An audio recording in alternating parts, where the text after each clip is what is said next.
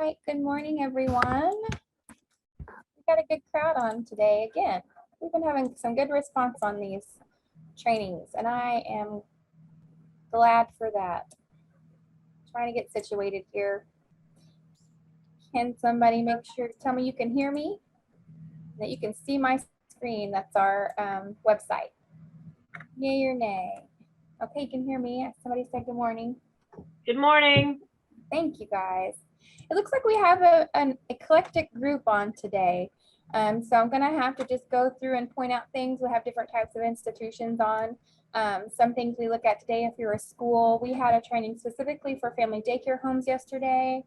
I don't think we have any family daycare homes on. We had that yesterday morning, and then we had one specifically for just at-risk schools. So if something as I'm going along doesn't jive with what you see on your screen, it could be for a couple of different reasons. It's because what you're going to see is what I'm working on as what I'm logged in is my account. So I'm going to have different buttons and different boxes that you may never see. Or if you're a different type of institution than the type of application I'm on, it might look a little different. So I'll try to remember to point out, like if we get to something that doesn't apply to like a school or family daycare home, I'll try to point that out. But please, at any time as I'm rambling on, I have a tendency to just go and talk fast. So if something doesn't make sense, please unmute yourself and speak up when you need to, otherwise keep muted, or put it in the chat. I've got my CACFP gals that work with me who will be helping me with the chat. So don't be afraid to ask any questions. If you are confused, somebody else probably is too, so speak up. I didn't introduce myself. I'm Cassie or Cassandra. You would probably have all gotten emails from me at some point. I'm the director of CACFP here at the State Department, and I'm glad and excited to show you guys. If you're, I think we might have a couple brand new people on too, so you don't know the trauma we went through last year with the new budget. But if you're renewing and you experienced that wonderful budget last year, it was pretty awful and traumatic. I think everybody can agree with that. And so we've accepted our defeat and we kind of backed up and are going a different route. So we hope you guys are as excited about the changes as we are. Okay. So you should be able to see my business maintenance page up on your screen. And again, you're going to see this is a test account. And actually, I need to check something first. Sorry. I've been training all different kinds of people. I forget who I'm set up like. You won't see all these buttons. I got to change something. Sorry, I didn't think about this. So we're first going to start out as a for-profit independent. So this is just going to be most of our child cares. If you're nonprofit, it might look a little different. And then for schools, you've even got less to do. And I'll explain that as we go on. But we're going to go over every type of form that we have so that no matter what type of institution you are, hopefully I can answer your questions by the time we're done here. So your business maintenance page, it's one of the most important places on your application, guys. We want to make sure it's always up to date. So we know who we need to harass and that we're harassing the right person, okay? If you're a school and you are currently locked out, that's because we need your superintendent's information. So I sent an email out, I don't know, Monday or Tuesday, my days are running together. We put some updates on this form that I'll show you here in a second. And it's important that we have your primary, your main responsible person in your institution. And for a school, that's going to be a superintendent. And we discovered that we didn't have a lot of that information. They don't necessarily have to have an account and have to really log in and do anything. So, a lot of times on your public schools, they assign a person to do those things, and that's fine. But we at least need to know who that person is. So if you are unsure why you're locked out, it possibly could be because of that. Reach out to me and get to me what we need. So on this page, you see all these boxes and you can see that they're not grayed out for me. When you log in, the vast majority of this page is going to be grayed out. You shouldn't be able to change it. But I encourage you that if anything on the page doesn't look right and you can't change it, let us know. All these settings are going to be set back to when you first came on, but if something doesn't look right, let us know. You should be able to update all of your addresses. These addresses are important. Sometimes they're all the same, sometimes they might be different. What's most important is that we know where to mail your information and we know, where you're located. And then if you were to keep your records at a different location, and that does happen sometimes, especially for our multi-sited institutions, you might have several sites, but you have a central location where all the records are kept, and we need to know where it's at. So this section here is your owner, executive director / superintendent section. We really can't think of all the words that would capture who this person needs to be, but this section you can't change. This is a section that where we've realized we didn't have a lot of our superintendents, and if you're for-profits, we realize sometimes more than not, you guys would list your director there, but it really needs to be the owner. So we've got to make sure we have the primary person, the primary responsible principal and individual is what it's called, RPI. That's one of those wonderful acronyms. We have lots of them in this program. So we got to make sure we have that main person. And that kind of goes into play why we're asking for those org charts this year. If you remember last year in the renewal, we asked for lots of names and we realized that was a terrible idea. We probably couldn't have done that at a worse time, asking for names rather than just titles of people, because you guys had such a hard time, everyone across the board, saying staffed. And so as soon as you get a name in there, that position would change or something. So we're kind of trying to back up. We want the names of the people that are responsible for CACFP in your institution, and that's what goes on this page. As far as the rest of how your organization's made up, that's why we want the organizational chart. We don't want names, we just want titles. We want to make sure when this person is not doing what they're supposed to be doing, we know who to go to address that. That's just the bottom line. So the main head honcho person, the person at the top, that's the person that goes here. And you guys can't change this form here. We have to change it. So we've been slowly going in there and updating them when we know the information. If it's already in there, say they have a user account or it was on some other form. But if we just don't have a way to know who that is, we don't know what to put here. And the problem is that we updated this, we put some new fields. You may or may not notice that now there's a date of birth and address line. So when we go to save this form, if those fields are missing, it'll say, hey, you can't save, you can't save. So is there a button that will let me record to my computer? We will record it and Kendra can make the recording available to you. So if y'all need a recording of this afterwards, yes, it's available, but we'll have to send it to you. So anyway, that's why we can't even go forward on a lot of people's stuff if we don't have this information. So if something in this section, owner, executive director, superintendent, is not right, you cannot change it. You got to email your person, and the person you're assigned to is down here. Tells you who your office staff is and your field staff. I will tell you, we're kind of reorganizing things, so it's good for you to know that right now you might be assigned to someone and it might change. I'm finishing that up, but if you are a single-sided child care or adult care center, your person is going to be Lisa King. Like, she's your go-to person. That's the one over those. If you're an at-risk public school, that's going to be Jennifer Pryor. And then anyone that's multi-sided, you're going to go to Lori Burrows. So just know that I'm almost got it cleaned up. But if you're ever uncertain, just email someone that you know in CACFP and we'll get you to the right person. But if this is wrong, email us and we'll get it updated. In this authorized representative section, you guys can control that. So go in here and add anyone we need to know about that wouldn't otherwise be listed on your application. And then also I like to point out, and again, you're probably seeing more on my screen, I know you are, than what you can see on yours, but your institutional fiscal year. So make sure that's the correct, what your correct fiscal year is. Our fiscal year for CACFP is October to September, but that might not be what yours is. So make sure it's correct. Okay, that's the business maintenance page. Well, that's where, like I said, it's important that it's always up to date. Cassie, I have a question. Sure. On the authorized reps, can the address and phone numbers be the business address and phone number? Yeah, however you would like us to be able to reach that person. It might be the same address and phone number for everyone on there. Absolutely. Okay, so if you guys haven't already gone in and inserted a 2023 application, you would go here, put in 2023 and click add new renewal. I've already done that, so I'm not going to click it again. If you're an at-risk school, we've likely already put these in for you because we created a brand new application type for you guys, which I'll kind of talk about all throughout this because there's certain things you guys don't have to do now, but it's likely you might already have one inserted. So again, this right now what we're looking at is an application for a single-sided for-profit, but a lot of these same forms apply. But automatically, when you guys, no matter what type of institution you are, when you put in your application, you should see a far smaller checklist. I feel like right off the bat, it's a little less overwhelming because we don't have as many forms.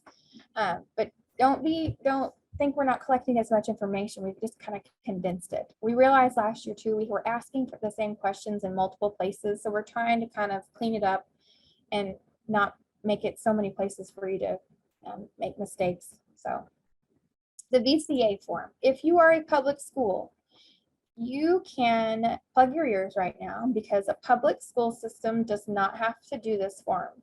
Reason being, everyone who participates in CACFP has to prove that they're financially viable and that they're accountable and that they're administratively capable.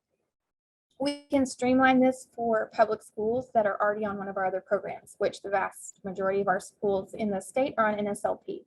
So if you're in good standing and you're doing good over in NSLP, you're not required to prove that you're what we call VCA, another one of our wonderful acronyms. So you can listen along. Brand new people that come on, schools do have to do the VCA. Everyone has to do VCA when they come on brand new now, but you guys don't have to have it. It's kind of a shortened version and you don't have to do this form. So everything from last year should have rolled forward. Let me back up. I need to say something else. When you inserted your application, if you were in an approved status last year, you should have seen that these 4 meal policy, civil rights, public release, and state agency, those should have all rolled forward, submitted, and approved. What we're also trying to do is make this, you guys have a permanent agreement with us. When you come on, you are on and it's permanent until it's not. And the only reason it's not is if you quit or if we terminate you, unfortunately. Both happen. So we're trying to lessen the amount of stuff you actually have to do each year to do your renewal because it's permanent. And we encourage you guys through the year that as something changes, it needs to be updated during the year, not waiting till renewal time. So if we're keeping everything up to date always, then your renewal should be far less burdensome than if you were to just get it done and not think about it for a whole year. So with that said, I'll get to these forms, but the point is we're going to come back next year and we're going to make this one of those that roll forward, the VCA, if you have this form. The reason it's not in an approved status now is because we made changes to it. So we need you to update it, but we made good changes. So everything from last year should roll forward. Go through it and make sure that your responses are still applicable. We took a couple of questions out because we were repeating it throughout the application. One thing we did change here on number 7, we had you guys explain your accounting method, and it kind of threw some for a loop because you didn't really know what it's called. Everyone has some kind of an accounting method. You have to have a method for how you're tracking your finances, your expenditures and revenues. You just don't know what to call it, and that's fine. We don't care if you call it anything. We just want to know how you're doing it and making sure that you have an acceptable method, and then that's what you're doing when we come to review you. So you're going to have to come in here and make a selection because we made it multiple choice now and kind of explained what the different types are. I'm sure a lot of our institutions are probably just like kind of modified. You guys get a bill, you pay it. You need to go buy supplies, you go buy supplies. And if you don't know what it's called, that's fine. Click other and just explain to us how you're keeping up with, what your accounting method is. We don't need fancy names. We just need to know what you're doing. And then, so that's what we look for when we come out. 8 and 9 is talking about still your accounting stuff. Like when do you record your costs and how do you do it? Do you use our forms? Do you use some other form that if you do, that's not our forms, make sure it's approved by your consultants or regional specialists, that's what we call them now, or someone in our office. Do you use any kind of accounting software? So this is important for us to know. First, is it an acceptable software? There's new ones that we keep hearing. Brightwheel's the newest one I keep hearing about with daycares. let us know, because we can sometimes use reports from those other systems. They're just as like, different kinds of records you can print from there. We just like to know if you're using some other kind of system and what to look for when we're coming out to review you. Number 10 and number 11 and number 13. You'll see that it says, please list title of person, yada, yada, yada on those. Last year we said, please list the name and the title. Please disregard this. I didn't realize until our training one day this week. I don't know, we've had so many already. I'm losing track, but that shouldn't be there. That's going to disappear tonight. So we don't want names. And so what rolled forward from last year is going to have all these names. And I want to be the first to apologize to you that if one of the reasons you didn't get approved last year is because we kicked this form back out and said you have to put a name. Now we're coming back and telling you to do the opposite. So sorry. Just go in here and delete the names. We just want titles. We want titles of who's doing what. And that, again, ties back to your organizational chart. It's just making sure we know who does what, who has these responsibilities. It's not going to be a deal breaker if you forget to take names out, because then we'll just go in there and remove them ourselves, but it would certainly expedite your application being approved if you go in here and thoroughly read these and make sure your responses are applicable. Number 20 and 21, I always like to harp on these. I know folks probably get tired of hearing about it, but if you ever owe a debt to SDE, for whatever reason, if you're multi-sided, if you're not, if you're a school, you have to have the funds to pay for it. And although we do allow it to come out of your future claims, it's not an allowable practice or an allowable cost to use CACFP funds to pay for CACFP debt or any debt. It's just not an allowable cost. And so sometimes people put on number 20, well, I just let you take it out of my claims. That's actually the only wrong answer you really, other than saying, well, I'm just not going to pay it. That's a problem. But you have to have some other type of funds, because we're taking it out of your payment, out of your reimbursement, with the understanding you've got some type of supplemental income to cover that loss of reimbursement. Whatever it is you have, put it there. If you're a school, it's your general fund. If it's, you're a for-profit, it's just your operating account. I don't know, I'm making stuff up, but whatever your other funds are. 21 might likely be the same response. We like to remind you guys of this, and you guys don't like being reminded of it, but it's important that you know that you should be able to operate this program without our funds. The intent of this program is to go above and beyond what you're already able to provide these children and adults on this program. So like if you're a daycare, you're already following our meal patterns because it's required by DHS. It's intended to increase the variety and the quality of the meals. So with that said, if you've been on for any amount of time, have experienced instances when we've not been able to pay, whether it be for reasons completely beyond our control, like the government shuts down and budgets weren't approved, or our system breaks, because we have all experienced that, especially schools. If you've experienced us pushing out that brand new system you guys are on a couple years ago, it happens. Just know that it's worrisome to us when we get phone calls on the weeks we can't pay, when folks are mad that you're not able, like if you can't make it without our funds, you're not viable. So that's a problem.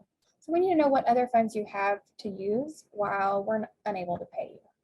So I will quit beating that dead horse. If once you get everything done on that page, I didn't mention this. We did put this little thing down here. This is important for you to know because we are now in the month of October. You understand that you have to submit by the last day of October to be eligible for October reimbursement. We can't backdate anything to prior months. And it's been kind of confusing if you've been on for several years, if it was like a moving target whenever the deadline was. And so we finally just decided to be consistent with everything else we do. We can't backdate anything prior to the month before, regardless, okay? That doesn't mean you have to be approved by the end of October. You just have to have your initial submission in by October 31st, by 11:59 on that day, and you're good. From the time you submit it, we have 30 days to review it and either kick it back for corrections, which I feel certain we'll have far less of this year, or 30 days to approve it. So don't panic if we're getting into November and you're still not approved. Please don't call and just ask about the status. If we hadn't gotten to it yet, we will. Just as long as you've submitted, you're good, and we'll get you taken care of. Okay, so about these next 3 or 4 forms here. Again, if you were approved last year, these rolled forward, submitted, and approved. It is required that you go in and view them and make sure nothing needs changed.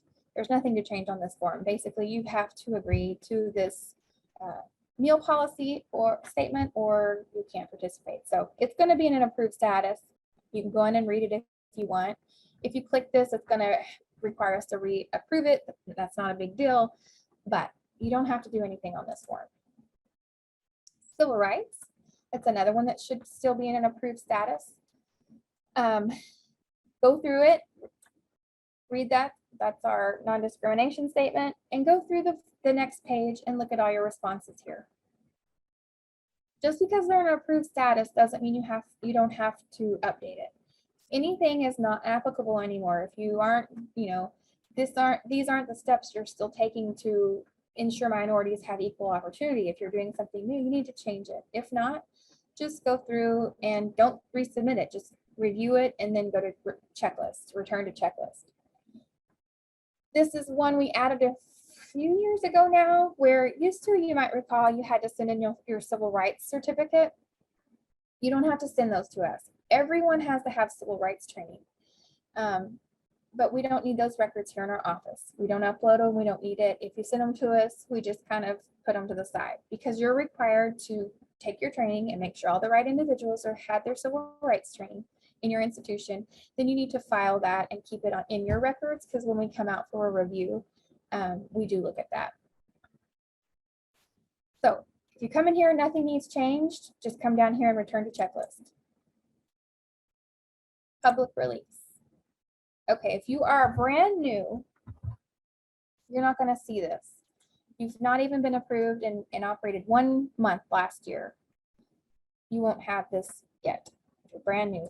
Renewal people, you all should have this statement here. If you are renewing your application and you don't have that there, send me an email. So we need to turn it on. That's my fault. If it didn't get turned on, I did it. I failed. So we'll get it turned on. The important thing about this is, if you want to opt into our statewide public release, we're required to do it every year. Then you're exempt from having to do your own public release. If you do a public release and you want to report it to us, that's fine. But you don't have to. So if you simply just opt into this, all you have to do is click in here, make sure that that's clicked, that box is checked. You don't have to submit it or anything. If it does need checked, then you will have to check it and submit. And I will advise you, if there's any old data in here, like this right here, you can tell it's a couple years old. If you delete it, it will kick your application out and you will have to resubmit.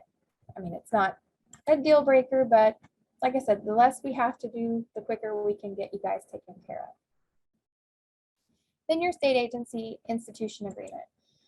So if ever you wonder, where is that in writing, or where does it say that, or I didn't know that, nobody told me that, it's probably here. So I encourage people, I always refer to this as a living document. I don't know what else to call it, because it's changing, it's evolving all the time. Not all the time. We don't go in here and change it mid-year. We can't. But every year you're agreeing to what you're required of in this program. So in application renewal time is when we might make some changes to it. We haven't made any huge changes to any in the last year. It's only been like meal patterns. We've updated those, like when the grains went to ounce equivalents. We've just made little updates like that. If there were ever like a huge material change, we would bring it to your attention. But I still encourage everyone to go into this every year and print it, because the one flaw of our system, if you've ever noticed, we have many, unfortunately, is that if you change a page right now, it changes it back to the beginning of time. So if you've operated for years and years and years, if you go back to 2011 when we first started the system and you were on that long, the agreement's going to be the same thing as today's. Okay, so I would encourage you that print it every year, because you'll capture what it says this year, and then next year, if you wait, it's going to change. Does that make sense? So you don't have to go in here and re-agree or resubmit but I would encourage you to print it and read it in your copious amounts of spare time. I think it's like 12 pages, but if you ever wonder where it is in writing, it's there. And then we come to our disclosure of lobbying activities. This is one of those forms that everyone just has to do. We have to know if you're lobbying. You can't use CACFP funds to lobby. Everyone's got to fill this out. I currently, to this date, don't think we've ever had anyone since I've been in this office, maybe once, fill this out. If you have nothing to do with lobbying, you still have to do this form. But all you have to do is scroll down to the bottom and submit it blank. If there's nothing to report, you don't need to fill it out. So far, this checklist is pretty straightforward. There's not a whole lot you have to do. We get down to our application for participation. This is one that you'll always have to update every year, because actually you should be updating it as things change. If your meal times change, things like that.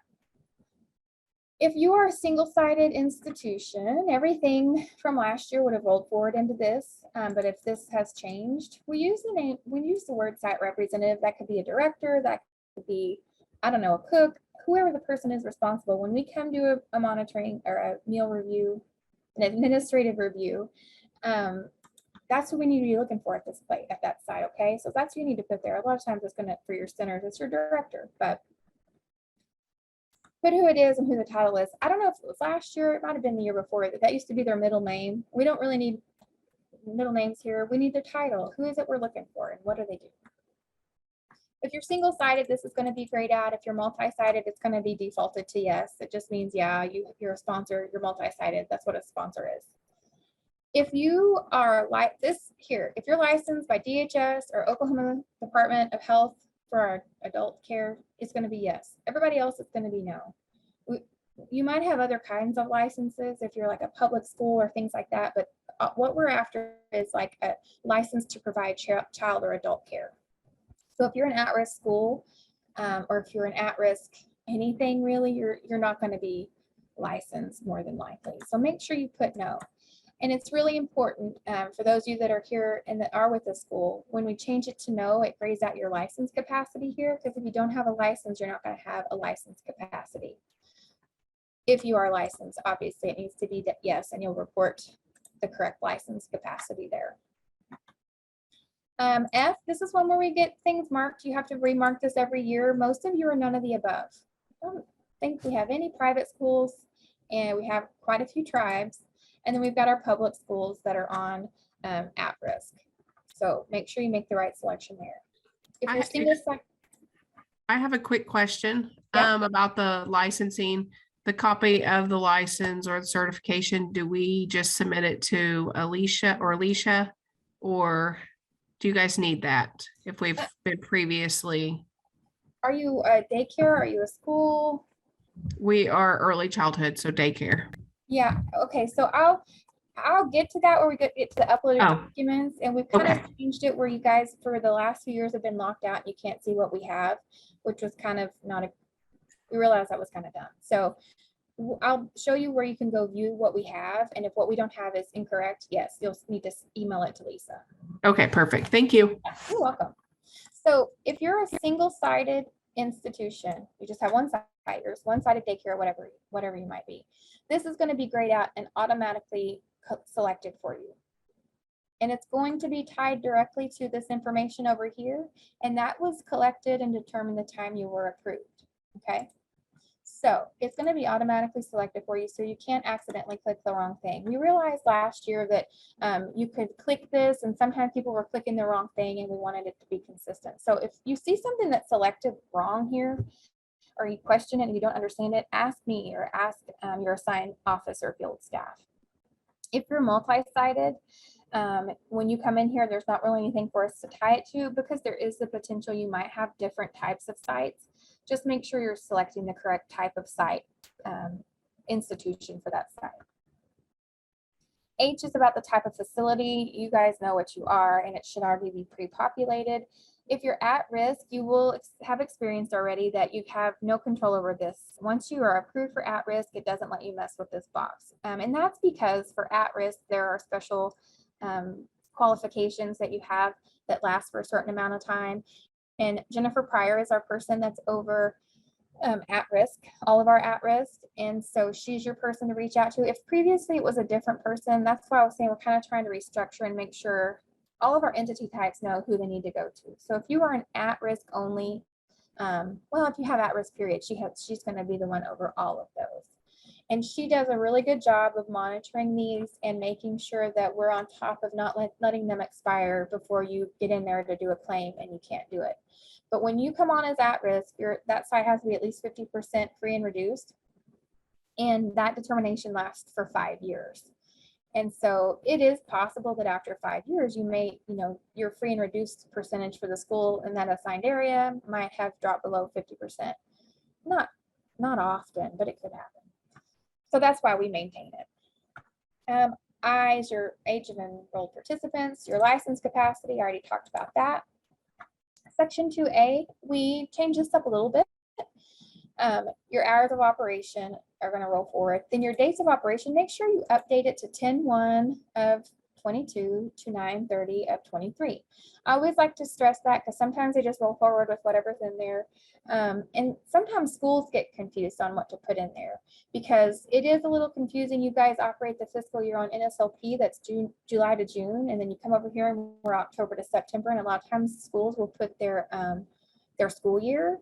Don't do that because this application lapse over into another one of your school years. So just put 10/1 to 9/30. That makes sense. Okay. The only time it would ever vary is when you come on your first year and we're going to put your start date of when you actually started mid-year or whatever, but then we just put your end date of 9/30. And if you started last year and this is your first renewal, it's probably going to have something other than 10/1 there. We added this, check all the days of the week you'll operate. This is just purely so we have a little more information. Previously, we asked how many days. Now we don't want to know which days because we've noticed that it varies. Some of you might be doing 6 days a week, and we can assume that 6th day is Saturday, but who knows? We don't want to assume anything. That's the worst thing any of us can do in this program is to assume we know something. So number of weeks per year, just put 52 if you're open all the time. If you're a school, remember, if you're don't just report your number of weeks for the school year, you need to also count, that next August and September. So basically you're going to record the number of weeks minus July and June because you can't claim in those months. And that would be the same for any at risk. You serve meals and shifts. So you can have 2 shifts of any given meal. We just need to know why you need that shift. This section here on F, all you guys can see is the highlighted area. We control this. So if you've ever experienced going into claims and it says you're not eligible or something to that effect, that's because for whatever reason we didn't collect one of these months. This is what controls your access to claims. And there could be a multitude of reasons other than we just failed to check the right boxes, which happens. But say you're during administrative review and something's not quite right, and your consultant might call and say, hey, we need to lock them out of this month just so we can get things straightened out. That happens. So just be mindful of that. You won't ever see any of this, but I just like to explain why we have that function there. Especially if you're multi-sited or something might be going on in one site and not all your sites. We don't want to lock you out totally. Maybe just control that one site. Section 3A, we switched this up. So this field, it's supposed to be empty for you. All you're going to see is this. It's a little confusing. Yeah. Okay. Section 3A is about your meal service. So this was a little bit smaller before we rearranged it a little bit. It should have rolled forward what you have in there, but I would always encourage you to give us a little more than just the bare minimum. Sometimes people just copy and paste that and say, counts are taken as meals served. While that's good enough, you could always give us a little more detail. So tell us how you're making sure that meals are creditable when you're serving them, and then making sure that you're only counting meals that meet, just because you're counting the number of meals that were given out doesn't mean they were all meals that should be claimed, because some of them might not be creditable. They might be missing something. Anyway, more information is always better. Okie dokie. So our meal times, to change that a little bit, and everybody's going to have to do some updating on your meal times. And again, this is because we inserted some new functionality into existing information on your page. So you'll see we added this little CACFP and at risk, yes or no. This was really just because we don't have a lot of instances of it, but there's enough that we needed to be able to clarify. We might have some sites that operate both CACFP and at risk, and we need to be able to know which meal times apply to which program type. And like I said, we don't have a whole lot, but it is will be helpful for those that we do. So when you come in here, you're going to see your meal times already entered and they rolled forward, and it's probably, sorry guys, my nose itches. It's probably going to say no, not probably. I know for certain they all defaulted to no. So you're going to have all your meal times entered in there. I'm going to enter a meal time, but got to go up here and enter all this other junk. So, okay. What you should see is both of these columns are going to say no and no. CACFP no and at risk no. That's because you had these meal times and they existed, then we inserted this new thing and it just had to default to something. So what we need you guys to do is edit each one of them and go back and mark what would be applicable. And you can see here on my screen, I can't click at risk at all. And we did that on purpose because if you are not at risk and you're not approved for it, you shouldn't be able to click these. So only our at risk people will be able to click that at risk button. And I'm going to see if this will let me.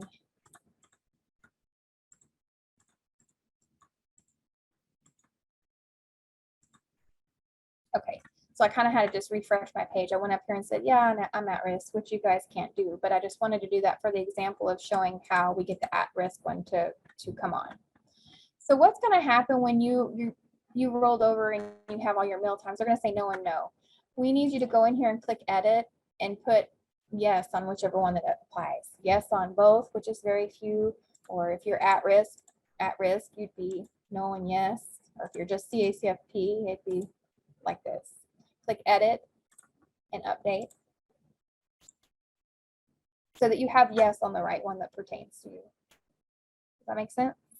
That's another thing that's not going to be a deal breaker. We can fix it on this end without having to kick your application out, but it will certainly speed up our process if we don't have to do that. I will remind you that you see every time I click add and update, we get this message here about the mealtime change form. As a reminder, anytime after your application is approved, you need to change a mealtime, we have to have that paper form. And I know it seems like we just keep adding new things, and it's not that we're just sitting around thinking of new things to make you guys do, I promise.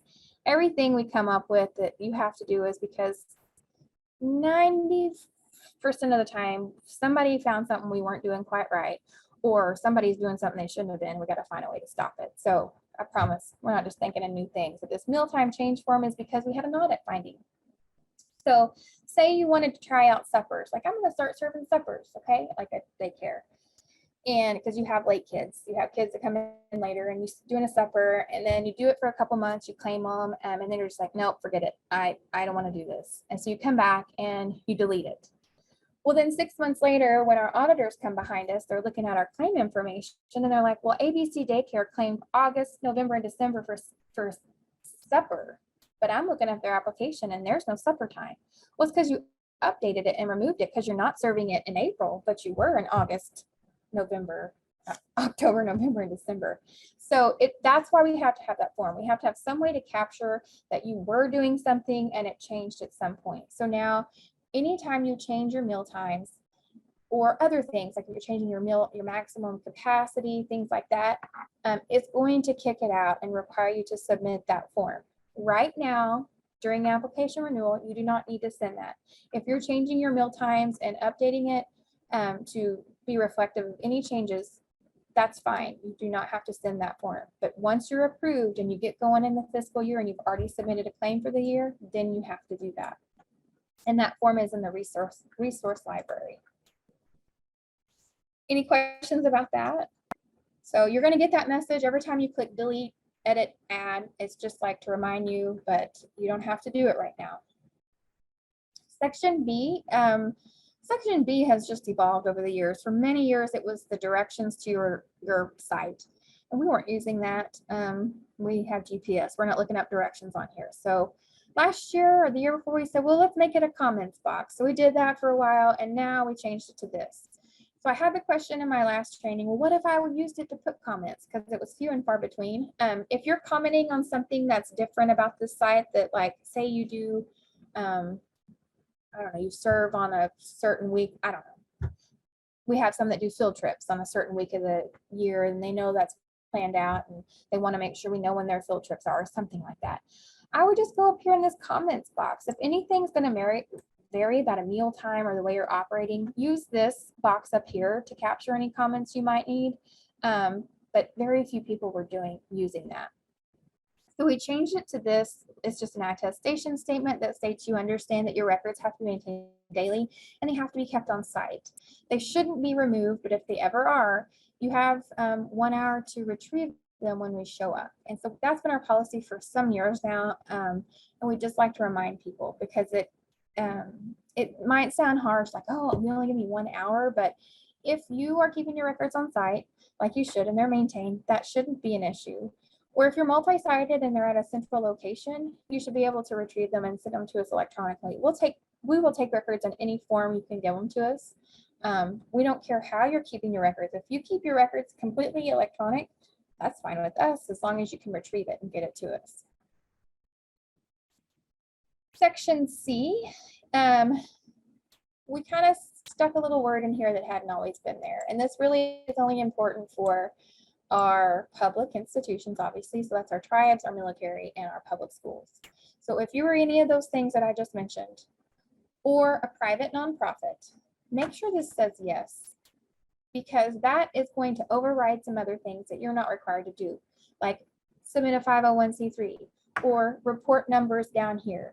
If you are a nonprofit or a public institution like a public school, and you're having to put numbers in this, or there's numbers that rolled over from last year, something's not right. Something was not selected right, and we need to fix it for you, because you should not have to report anything here. You should never have to report numbers to determine you're 25% eligible or any of that, because that doesn't apply to you. That only applies to for-profit institutions. So make sure this says yes if you are a private nonprofit, public school, tribes, military, also like tech centers, like any type of educational center, that's a public school, okay? That's a public entity. B, make sure if you're renewing, make sure this says yes. And we don't need like the exact date of when you started, because we know when it is. But if you were, say, a family daycare home prior to coming on as a center, put that in there. Or if you participated as a site under another sponsor, we just like to be able to know if you can keep track of when you participated previously. Make sure if you're a Head Start, you mark yes here. And then in Part D, we made some changes here. This is methods by which meals will be provided. Really, you should only have one selection. You only need to check one box per site. Meal preparation site, meal preparation at meal service location is if you have a kitchen there, you're making meals and you serve them. Preparation at a central kitchen is, say, you're multi-sited. A lot of our schools might be this way. You have one kitchen, you prepare the meals, you take them to your sites. Then these three under contract with the vendor, local school system, or food service management company, you have to have some kind of you have to have one of our approved agreements or contracts on file. You have to have that. So if you click one of these, it's going to require you to put who are you contracted with. Some examples with most of our CACFP are going to be contracted with schools to get meals. We need to know what school. If you're with the food service company, we need to know what company. If you're with a vendor, Sodexo, whatever, I don't know. Anything you're having to properly procure and have an agreement on file, that's what needs to go here for as far as providing your meals. Those most current agreements can be found in the resource library. The ones that are in there right now actually still say 21, 22, and nothing really needs to be changed about them. So you can go grab that one if you need it. I just need to change the dates on them basically. But that's where they can be found in the procurement section. And it's important for you to know that the dates are very important on those contracts. So if you contract with a public school system to receive your meals, the contract dates for that can only be good for their fiscal year. A public school system's fiscal year, like I mentioned earlier, is July to June. And the reason being is because they have to charge you a specific rate based on the NSLP. So you need to make sure that that's the dates that are entered in. And I think schools are pretty good about knowing that when they're working with you on these agreements.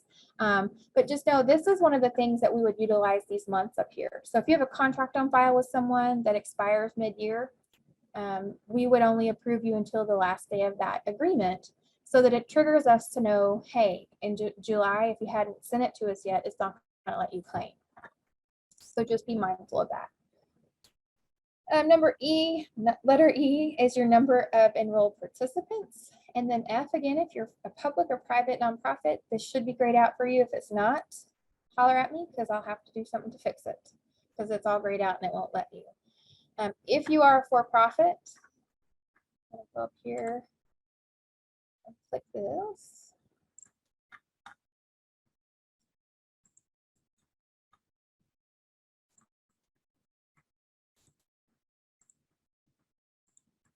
I don't know if it's going to let me turn it on. I'm going to leave and come back. I might just have to talk about it. Like I said, when I'm in a test account, it's just all made up junk. Sometimes it's hard to make everything work correctly. Well, I'll just talk about it. So if you are a for-profit, you've got to go in here and put your number, depending on whether you're approved by Title 20, which is Vhs Subsidy, or free and reduced. You got to put how many you have of those kids, and then it compares at your total enrollment to tell you if at least 25% of those children are free and reduced or Title 20, and that's what makes you eligible, okay? So we kind of put some edits on this to help make sure you guys are clicking the right thing, because we noticed last year that we had this marked in more than one place, and we had some discrepancies. So as I stated before, if you're a single-sided, it's going to automatically be marked for you what you are. And then you're going to come down here, and if your DHS subsidy up there in whatever that one is, H in section A, or G in section A, sorry, if that says subsidy up here, then you've got to put your numbers on this one down here. If you're free and reduced, proprietary free and reduced, that's where you need to put your numbers. If they don't agree and you try to save, it's going to say, hey, you're not free and reduced eligibility, you're actually Title 20. It doesn't matter. There's no advantage one way or the other. Way back in the day when the program first came out, the only way to be eligible for this program was to be that you had to have Title 20 children, and then at least 25% of them were free or were receiving that subsidy. And then sometime they changed it, the law to allow if you had 25% that were eligible for free and reduced. So there's no, it doesn't change how you're paid. It just determines your eligibility. So we've had people when we've noticed these inconsistencies and we notified people we need to get it corrected. They were like, well, I want to change. You can always change. There's just no benefit for you to change from one or the other. As long as you're 25% either one, you're going to get the claim, and then you're paid solely on the number of free, reduced, and not eligible. If you are a nonprofit or public or at risk, none of that applies to you. So just disregard all that.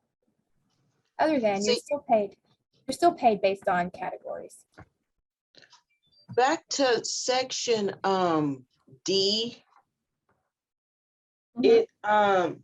Do you have to delete each position and add the duties? Yes, I was just about to get to that section. So section D is updated a little bit. Kathy, Yes. I'm sorry. I have a question on section F. Well, we're not there yet. So if y'all can wait as I'm going through, we just got. I'm sorry, I misspoke on question. This one right here. Yes. Okay. Gotcha. So we are a community action agency and we operate Head Start. And so it had pre-populated a number there that I don't know where it came from. It's probably It's not our licensing capacity or our enrollment. Does it match what last year's was? Because sometimes I'm seeing it roll forward from last year's numbers. What is your DC number? It's DC-12-100. After we're done here, I'll take a look at it, because when we start locking things down like that, it kind of, there's always bugs. So after we're done here, I'll take a look and see what's going on with yours. Okay. Because for your federally funded Head Starts, you guys are all 100%, all your kids are considered free. So Okay, thank you. We'll get that fixed. Same thing for a school. Anyone that you see numbers that are populating there and you're like, well, hold on a second, that's not right. Let us know if you can't get it to correct itself. Section D.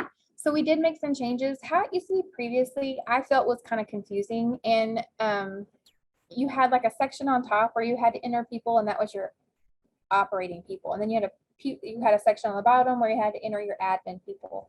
And I felt like people always missed the one on the bottom. We had to have someone that was responsible for administrative duties, but it seemed like they just missed where to enter it. And we typically always fixed it for you, but that's just one more thing we had to do that kind of slows us down. So we changed this all together. And the question I had before was, if you've tried to do this application already, you'll see that there's an edit. And by edit, I mean, when you click the button, it's looking for something. When you go down here to save and submit, if you haven't updated this section, it's gonna be like, wait a second, you're missing a duty. So let me show you what I mean. Before we had where you typed in the duties, but we added this new functionality because sometimes we were getting some just wonky stuff entered. We just need to know about CACFP stuff, guys, on this section.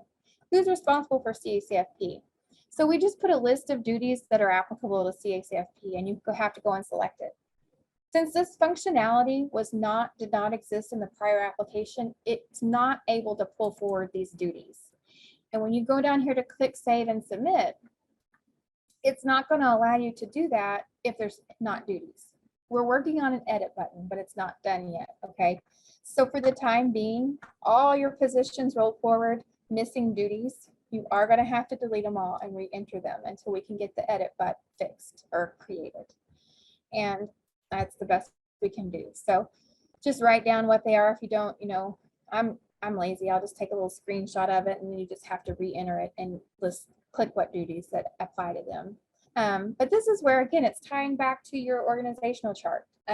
We had, if you remember on the VCA last year, it's like burned into all of our memory. It was number 11 at that time, and we were kicking everybody's application out because on number 11, you didn't list their names and titles and all that. We've taken away names. We just want positions. We want you to list who does what and who's responsible for what. And then we are also asking, is any portion of the salary paid with CACFP funds? That's important. And I'll explain why, because we're doing the salaries different too on the budget. But this is just maybe an easier, cleaner way for us to know if any of the money you're putting in your projected budget on CACFP for salaries, which positions that we can expect to see being paid with those funds. Any questions on that? Till we get that edit button, which they're working on currently, you'll just have to delete and re-enter, but it's pretty straightforward. It's not hard. This right here, previously we had stuck it under here. We used to say contracted with consulting services or something like that. But if you contract with anyone to do any of your administrative duties in CACFP and you're paying them, and if they're responsible for anything, I mean, you need to report everyone that's doing anything, any of your administrative duties. But if you're paying them, it's got to have a contract. It's got to be properly procured and all that. And there are individuals and companies out there that's available that you can do that. But we need to know who it is and make sure it's properly procured. So if that applies to you, you check here and put the name of the individual or company. Section E is our ethnic and racial makeup. And I can't remember, it's all right ever since COVID, everything's running together, guys. But at some point during COVID, they changed it to where we couldn't visually observe a child and their race. And I laugh because I always like to take a moment to give a plug on my kid and show his picture that I need to get an updated picture because that's already a year old. But if you were to look at that kid, can y'all see a kid on your page? If you can. If you were to look at him and you were to visually observe his race, you would probably just say that is the most blonde hair, blue-eyed white child I've ever seen. But he's actually part Asian. His dad's Japanese. So I can fully support and understand why we shouldn't look at a child and assume anything. Like I said before, assuming anything in these programs is not a good plan. So we had to turn it off. If you remember, if you've been on long enough, every child has an ethnicity and every child had a race. And prior to this change, and I think it's in a couple years, these numbers had to equal your enrollment. And so you had to select Hispanic or not. And then unfortunately, you were only able to choose one race. And that's just not I mean, that's not feasible in today's day and age. We've got, like I said, a lot of multi-race children, and we weren't able to, they weren't able to be represented on this form. So we turned off that because you can't observe them and assume it, and you couldn't even report it if they were multi-race. So now you can. So that was our solution to that problem. And it kind of places the burden back on you guys, because if the parents or the family chooses not to report, we can't force them. We can encourage them to self-report, and that's all we can do. That's why we went and added these not reported. So please don't just say, well, we don't have to report it now, so put them all in not reported. Still try to do your due diligence to collect that information, because it is reported to USDA. But in the event that they choose not to, you have a way to count that child. So now, you know, my child could be counted as 2 or more races rather than just being counted as white. We don't need to change the number of subsidy in section F. Did I answer that question? I mean, I think I missed that. Yes, if your number of subsidy has changed, you do need to update it. Or if you're based on free and reduced, you have to update that as well. Sorry. It's not letting me change it.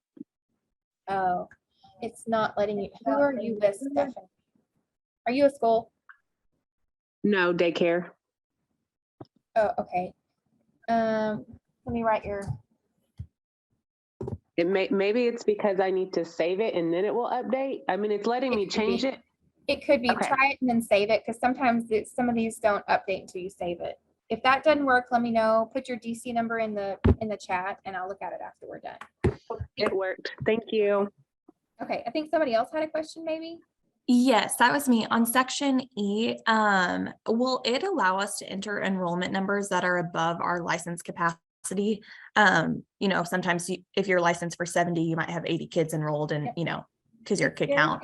And that's pretty common, especially if you guys are open. You know, we have some that are open 24 hours a day. Yeah, you got kids coming and going. It's very common that you're going to have more enrolled than you have your license for. It's just important that you know that any given, I mean, you can't be over your capacity, y'all know that, but you also can't be over your capacity per shift. Right, but for the ethnic breakdown, it will allow us to enter numbers that are. Somebody pointed that out too. And so on your ethnic breakdown, it still will, I don't know, I think we need to talk about that internally here, because it does make it agree back to your license capacity. Oh, so would we essentially just use like the ratio, like if we have 80 kids enrolled and 50% or whatever, just make that match our license capacity? Yeah, I mean, it's asking for actual numbers, but if it's having it, I would just, I don't know how to answer. Give it our best shot. Yeah. Okay. Yeah. Sounds good. I need to make a note about that, because somebody asked about that the other day, because it is very common that you guys have more enrolled than you have license capacity. Sorry, I'm making a note. Is it for the current enrollment as of like today, or Yeah. for the year? It's just whatever the day you are doing this form is good enough. Oh, okay. Because we did it for the entire year, and we have too many children, so it won't let us. Yeah. Okay. Yeah, it's just trying to collect it for whatever it is at the time that you're filling it out. And you're not required, this is one thing, we're not going to expect you to come back and update it every time. I mean, that your enrollment, you guys, it's fluctuating constantly. So that would be not feasible. It's whatever the time that you're renewing your application, and that's good enough. Okay, and so what the other one asked me about being not allowing more, I made a note. We're gonna have to kind of think about that, but for now, just do the best you can if you do have more enrolled than what you're licensed for. For multi-sided folks, you're not gonna have this section right here, this beneficiary section that's on your sponsor application, which we'll look at here in a little bit. But for our independent people, single-sided, you do have to report your estimated potential eligible beneficiaries. And this is really just one of those things that, because USDA says so, but we have to report. It's basically just to report the need in the area that you're in. And if you don't know what to put here, call your local school, the school near you, and they can give you their breakdown. They have to collect this information as well. And if you need help, we can help you. Reach out to us if you don't know what numbers to put there. Section F, this one's pretty easy. You just have to say you did it. So I'm going to harp on that for a second. If you have not yet met your training requirement for the fiscal year, then you shouldn't check yes and you shouldn't submit your application, because we're just going to kick it out and say, sorry, you got to go to training. We still have trainings available. We've had a ton. We even did a Saturday one that was very successful. So we're kind of trying to get outside the box and make training more accessible to you guys, because we know that sitting in training for 6 to 8 hours in a day, it's difficult for some of you when you wear 27 hats and can't get away. So we're trying our best to make it as easily attainable, but it is required. So who's required to go to training? Basically, it's that person in that box that I talked 20 minutes earlier when we started on the business maintenance page, that main person that, which, you know, there are exceptions to that, because like we can't expect superintendents and board presidents and things like that to attend trainings, because generally they don't have anything to do with the program. Will they be held accountable ultimately, and do they understand that if something goes wrong and you guys become seriously deficient? Yes, but we need to make sure the people who are you reporting to, who is the person that's ultimately, when anything is going on with CACFP, that's going to be your executive director or your CEO or whatever you call them in your nonprofit institution. That's going to be the owner of the center. We know we have lots of instances where individuals own centers, but they just hire people to work and the director to take care of everything. And they're like, I'm just the owner. Well, yeah, you might be, but you're still ultimately responsible. Those are the people that have to attend training. So make sure the right people are attending training, because it's not right of us to not require those people to attend training.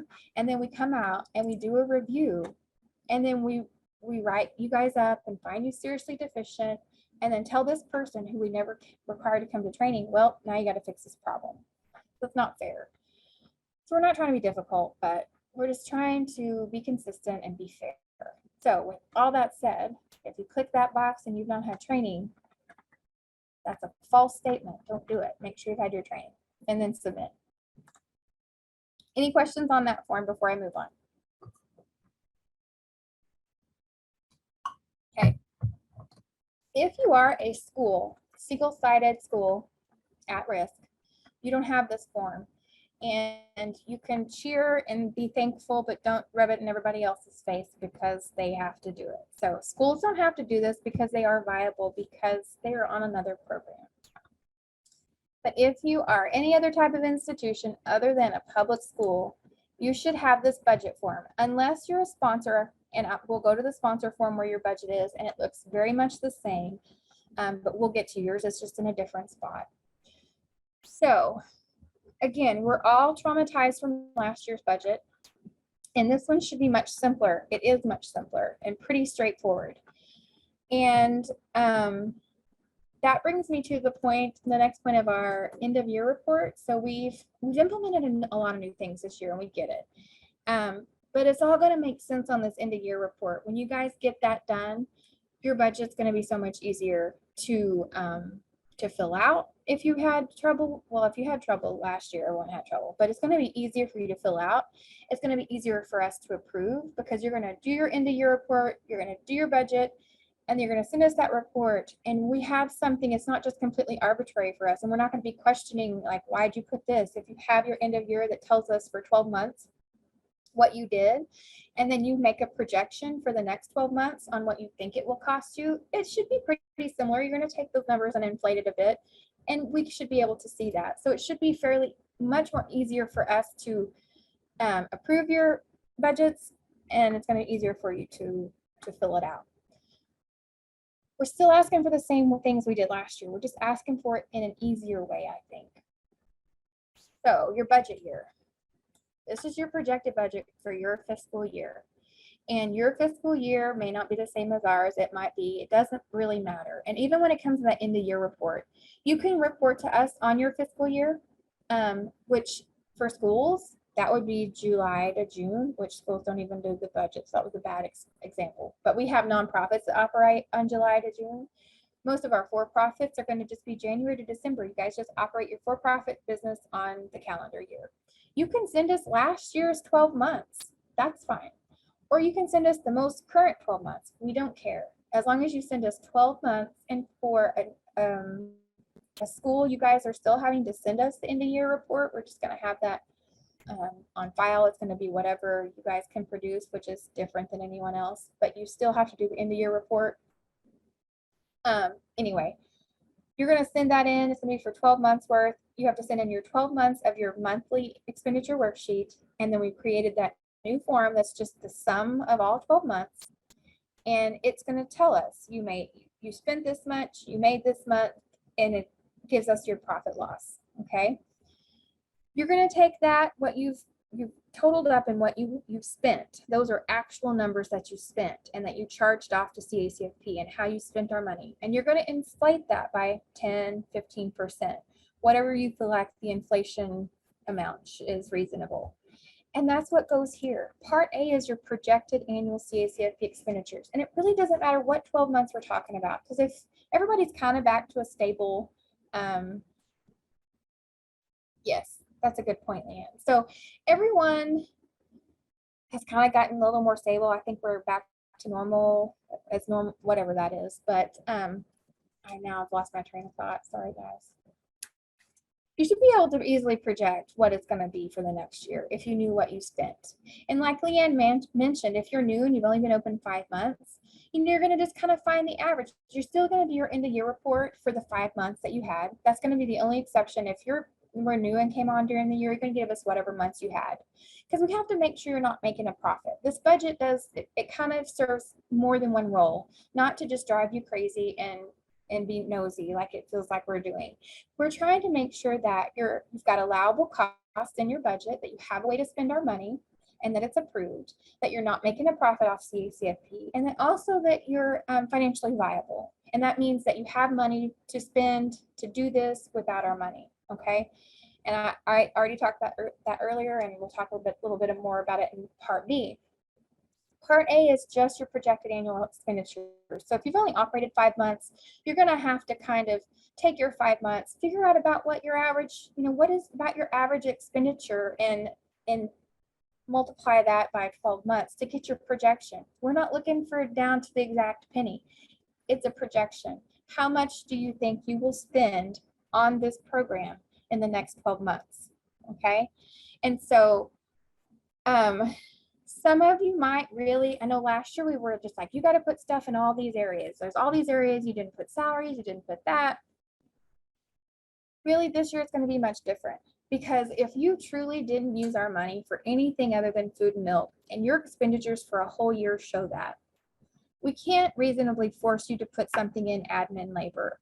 We can encourage you to go ahead and put numbers there, because there's the potential.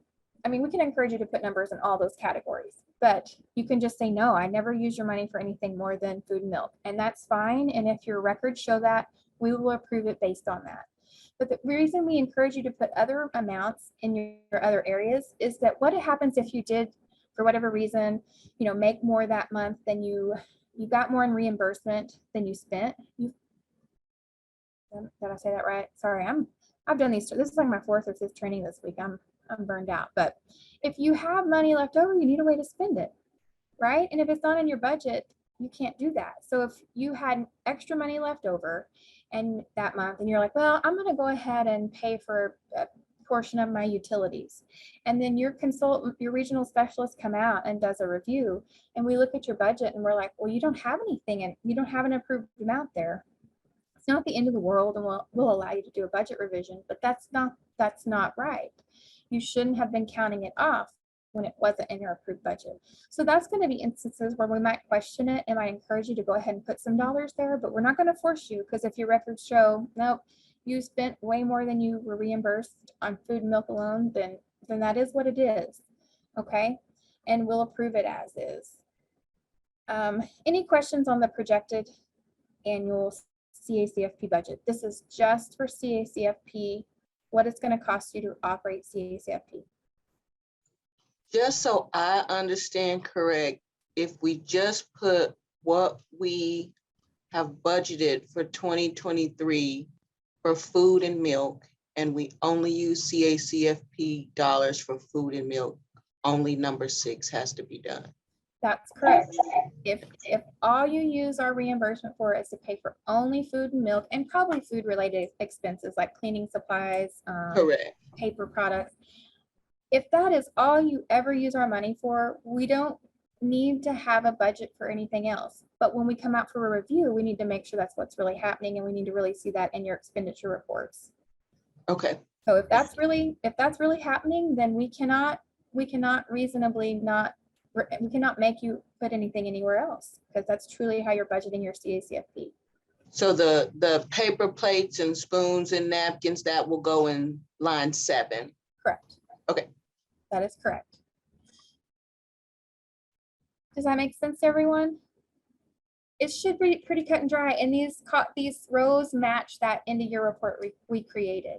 So if you've got stuff on your annual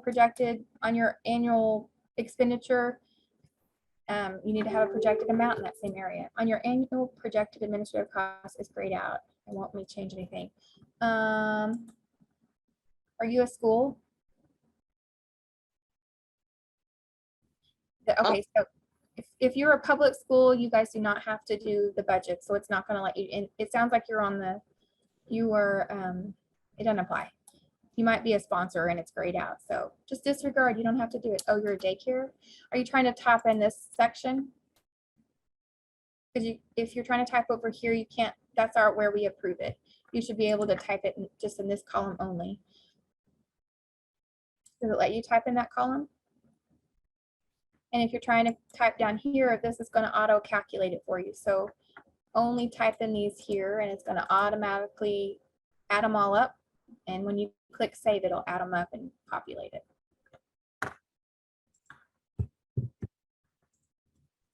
Like, are you trying to type in there? It's not going to let you.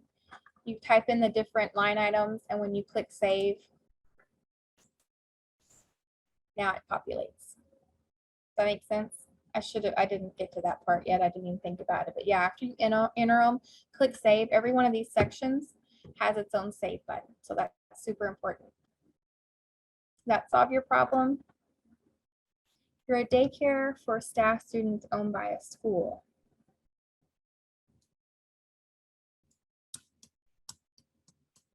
I don't understand your question. If you are set up and you have a budget and you can type in it, it's required. If you have this form on your checklist, it's required. Maybe that answers your question.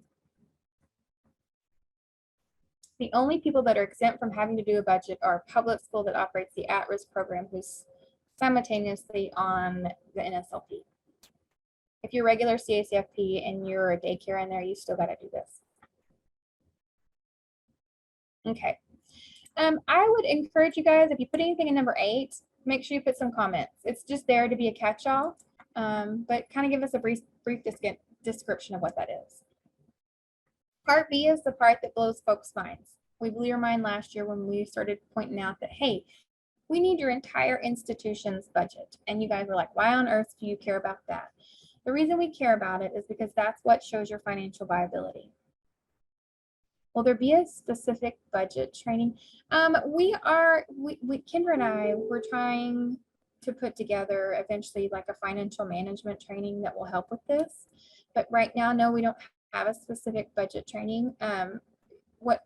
Is there a question that I can try to answer now?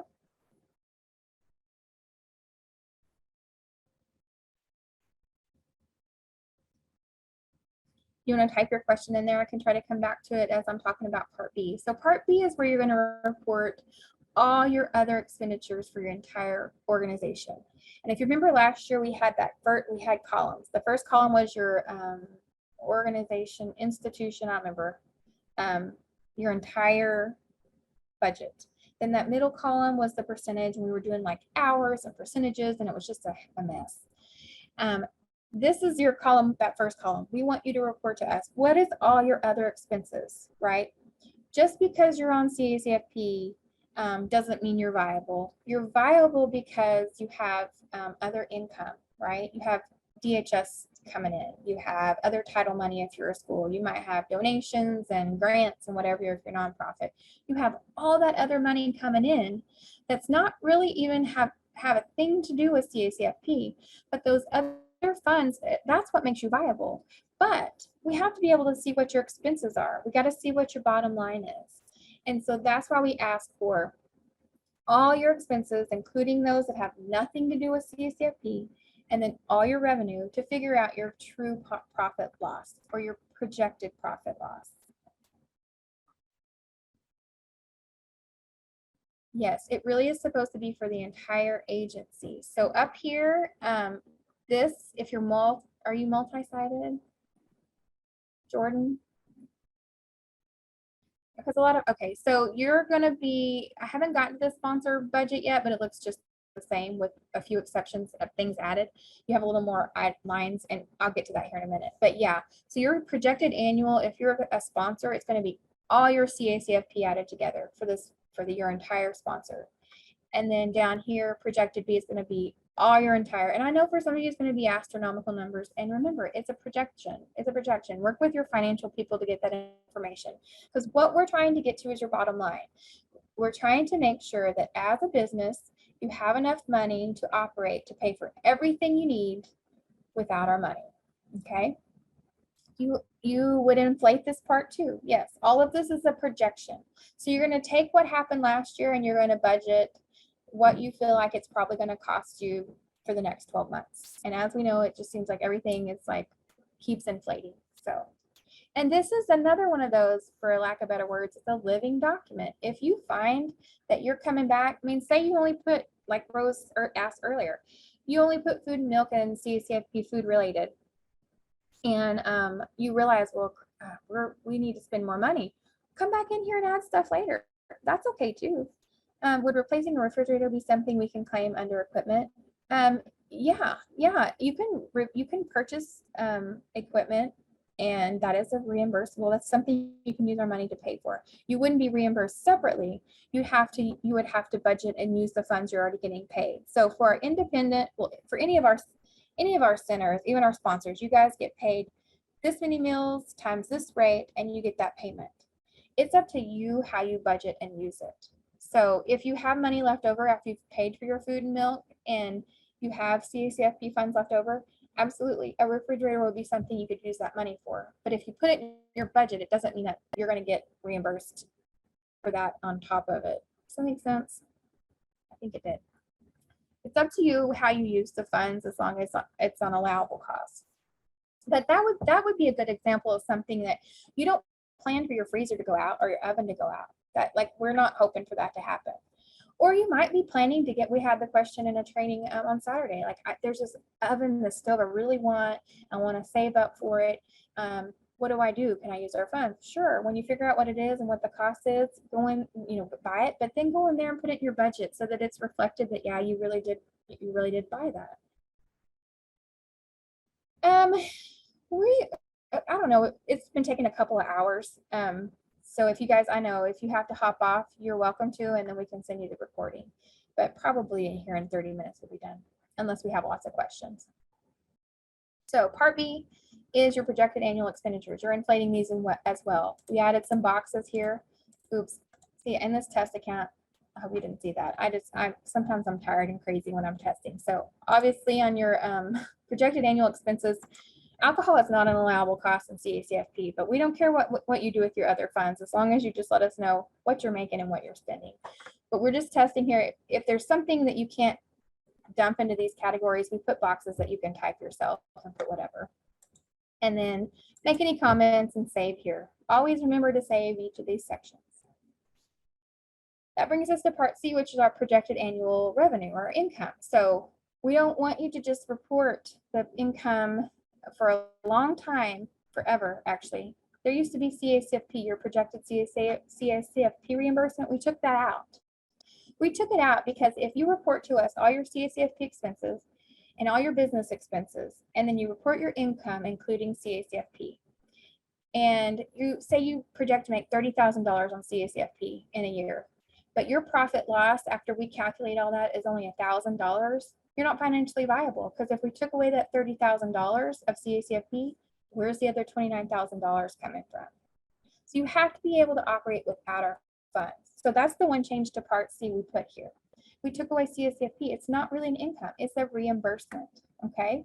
So you should be able to do all of this without our funds. This is just a reimbursement for you participating and doing what you should have done on this program to receive the reimbursement. So don't shortchange yourself. Put any kind of funding in here that you receive. If we do have family daycare homes in here today, which family daycare home sponsors, I don't think we do, but just in case we do, you guys would put yours right here. I'm changing this verbiage to say excluding CACFP except for family daycare home sponsor admin fee. And if you're a family daycare home sponsor, that will make sense to you. But I don't think I have any on today.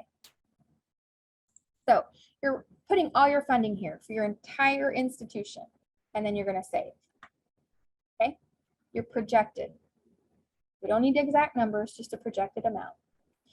Part D, there really should not be, there's nothing for you to do here. You just click calculate profit loss. You can see it already automatically does it. Every time you save something, it automatically does it. But if you're in a negative and you're red, it will not let you submit because you cannot be in an operational loss. You cannot be in the hole if and be approved. You're not viable, okay? And so that's where folks get confused because they're like, we're not supposed to make a profit. Well, you're not supposed to make a profit off of CACFP. You are not supposed to make a profit off our funds. But you should be a profitable institution. You should be a profitable business. That means being viable. So that's what this is determining. Are you viable? Do you have money to keep your doors open without our funds? That's what this is figuring out. Part F, so you might remember in years past, this was a zone form. And again, we're just trying to condense and put things all together. And also we used to call it the funds received. And in a long drawn out debacle, we have learned some interesting things. That number one, you're supposed to be reporting your federal funds expended and versus received, which if you didn't receive it, you can't spend it. But I just want to make that clarification that we've changed this verbiage in here now, that we want to know the federal funds that you spent. We need to know the CACFP funds you spent. How much of these funds did you spend in your last fiscal year? And what you are supposed to be reporting here is your prior fiscal year. So if your prior fiscal year, the last completed one, if you operate January to December, it's going to be last year. How much did you spend last year? Okay. For schools, you still will have to, no, we took this off of yours too, so never mind. Never mind that. Your federal funds expended. So if you receive any other federal funds, how much of it did you spend? And here's the interesting plot twist, is that we have recently learned that this does not include Vhs Subsidy. We've had that question for as long as I've been in the office. We've been told and we've had it questioned that why this isn't federal funds, this isn't federal funds. For as long as most of us in this office have had anything to do with CACFP, we've been told, yes, it is federal funds. Well, it is federal funding, but once it makes it into the hands of the recipient, you guys, the child care providers, it's considered a contract. And we were not prepared to tell everyone this statewide that you don't have to report that until we knew we had all our ducks in a row. And sometimes that takes time. So we have confirmed with USDA and both our state auditors that it is correct in stating Title 20 DHS funding should not be reported here. So that's going to be a game changer for some of you where, we had that policy where if you made over $750,000 a year, you had to have an audit. That might take you out of that category now because you might only be reporting CACFP dollars now.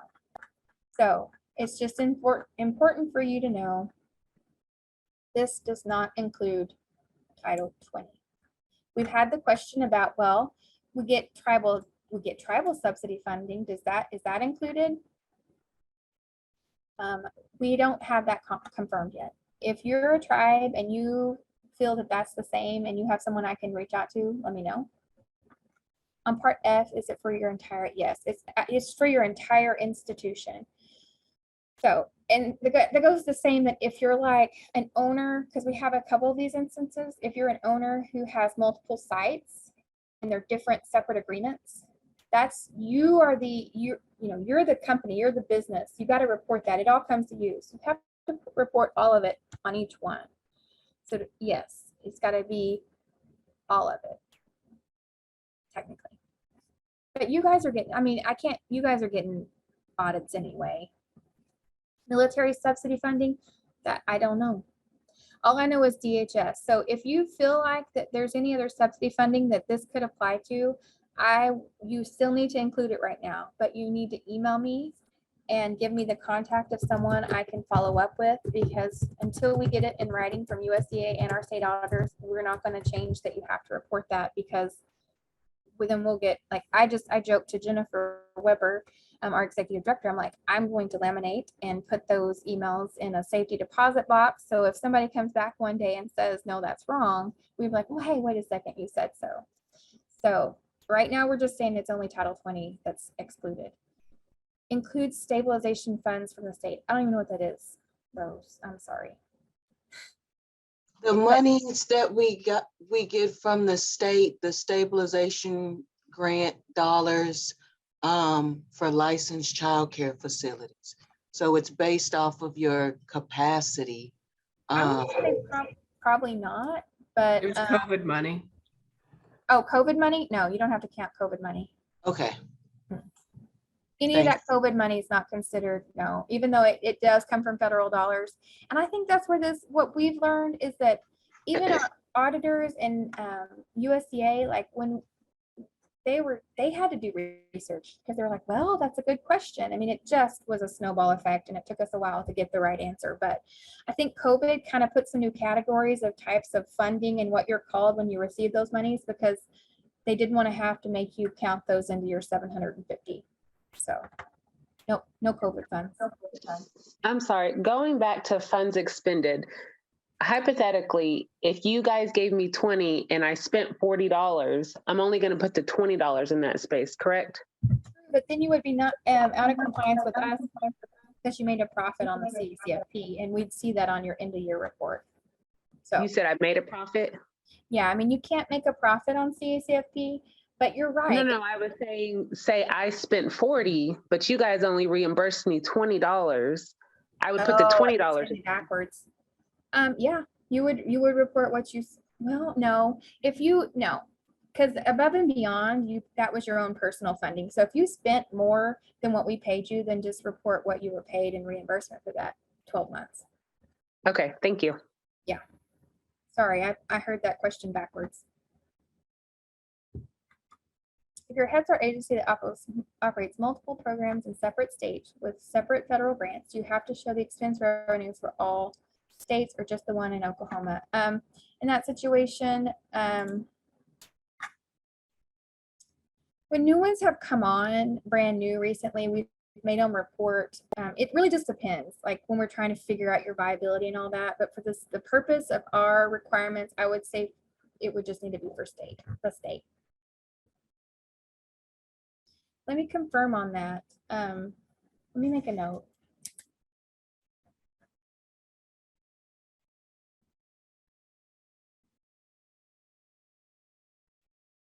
So you guys are both Head Start agencies.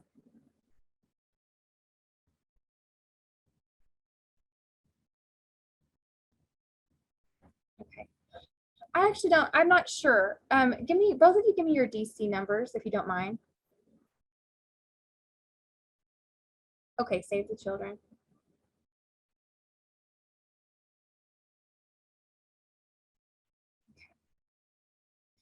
Let me reach out to USDA on that, because we do have to, when we have institutions that operate in multiple states, we do have to report that, and we do have to correspond with USDA on stuff about that. So whether or not you'll have to report your whole number for every state in the nation or just ours, I'm not sure. Just do what you've always done in the past, because you guys have to get audits anyway. Do what you've done in the past, but let me get a good answer and I can email you individually and get you a right answer.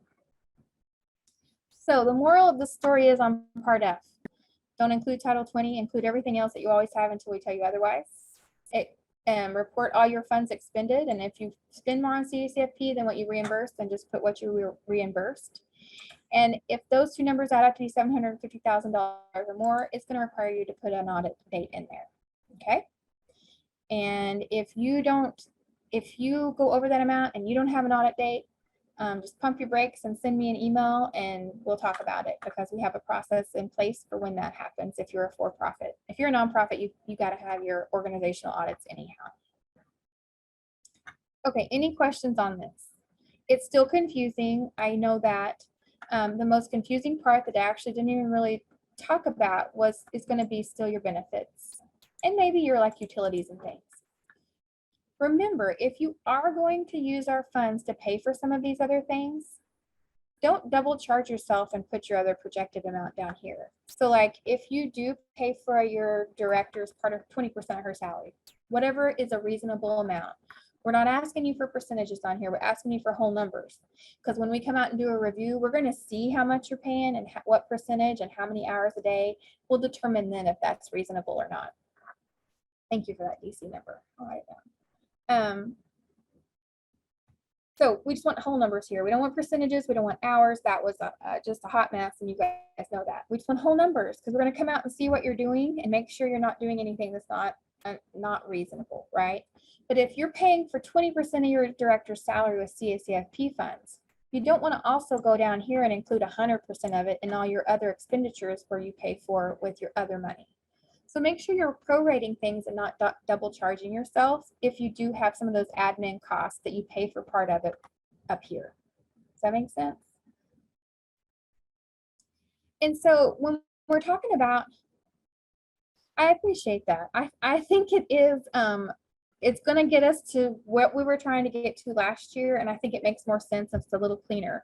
And it allows you guys to not have to put stuff in categories where it really doesn't fit. We're just trying to make sure you guys know how to spend the money and spend it appropriately, and that what you're telling us is what you're really doing. That's just the bottom line of what we have to do when it comes to your finances. When it comes to making a profit on the program, we're going to use that end of year report. We should be looking at that every year. So when you send us your end of year report, if you have spent far less than what you received in reimbursement, don't panic, because you might have a positive balance, but that may not be a profit. What we consider a profit is you're more than your 3-month average of expenditures or reimbursement. So we'll look at that and see if you've gone over what your typical 3-month average would be. And if you still do exceed that, which it's happening right now, especially with a lot of our bigger agencies, our tribes, our agencies, community action agencies, you guys got lots of COVID funding. So you had to use, you didn't have to use as much of our reimbursement. If you're truly in a profit status, don't panic and don't not send it in. We have ways to work with you. That 3-month average is our state policy. So we have the discretion to work with you, allow you to have a spend down plan, find ways to spend it on allowable cost. Okay. So just record what's accurate and what's true. And if there's a problem, we're going to work together to make it right. Okay. Any questions?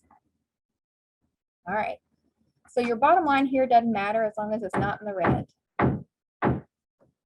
Doing construction in here, that was loud. Okay, so moving on. Any questions about any of that? If you're a public school doing at-risk, this does not apply. The budget does not apply to you guys. I already stated that. Your paper documents, these things should have rolled forward as submitted and approved. And I said earlier I was going to mention this about, you asked if you need to send something in. So when it comes to your paper documents, we had turned this off some time ago because it became very chaotic with how things were being uploaded and deleted, and we were losing track of stuff. So we made it to where only we can go into uploaded documents. We changed that. So now you should be able to click on this button on uploaded documents and go into this page. It's going to look different for you. This is going to be grayed out and you do not have a delete button. But now you have the ability to go in here and see what we have uploaded for you. So please, please, please, instead of sending us a deluge of documents, which in all fairness, it was our fault that you couldn't see it and you didn't know what to send us, so you sent everything. Take a moment to come in here and look and see what we have on file.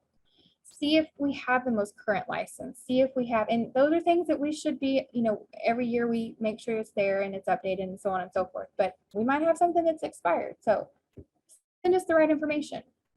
Title 20, those contracts, we are not requiring those letters anymore. We have a process with DHS that we know if you're receiving Title 20 and that contract ends, we know almost immediately.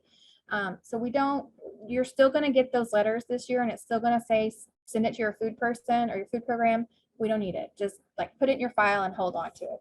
We have what we need to know you received Title 20 from now until you otherwise are told so. What else? So just review these. Only send the stuff to your person that you're assigned to. If you're single-sided, you're Lisa King. you go to Lisa King. If you're multi-sited and you're not an at-risk, you go to Lori Burrows. And if you're at risk, you go to Jennifer Pryor. And if one of you that are listening, if somebody can type those emails in the chat, that would be awesome. I've got lots of people on here maybe that can do that for me. Okay, so a couple of other things before I change over and show you the sponsor stuff that we haven't looked at yet. Background checks. So this is a new requirement. I promise you, we're not just sitting around like, what else can we require to make their lives more difficult? I know it seems that way. It's just, but it's not. Background checks are required for nonprofit institutions that wouldn't otherwise be if they have one site and they're a licensed child care facility. For our nonprofits, that's the only exception, okay? Because we do have some nonprofit daycares that are on, but you guys, everyone in that facility has to go through a background check. That's the only exception when it comes to our nonprofits. Every other type of nonprofit institution has to undergo this background check requirement. Thank you, Leanne.